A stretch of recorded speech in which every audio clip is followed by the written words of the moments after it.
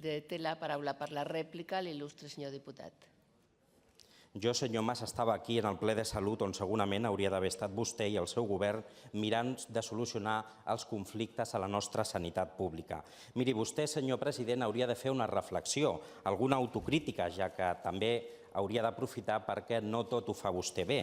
Amb una estratègia equivocada va voler fer més petit el dret a decidir, amb el seu tacticisme també va voler fer més petita Esquerra Republicana i ara també està fent més petita la seva federació i el seu govern. Tingui clar, president, que aprofitarem l'oportunitat de canvi que suposa el 27 de setembre.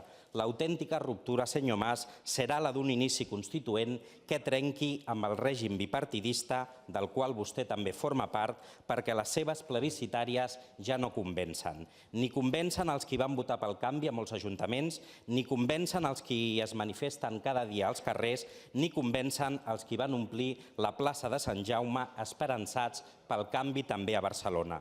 El 27 de setembre, president, volem derrotar a les urnes les seves polítiques, la seva austeritat i el seu atac premeditat als serveis públics. Se'ls acaba el temps. Després de la il·lusió del 24 de maig, volem un 27 de setembre que acabi amb el seu capitalisme d'amiguets i per això, president, intentarem construir a Catalunya una alternativa.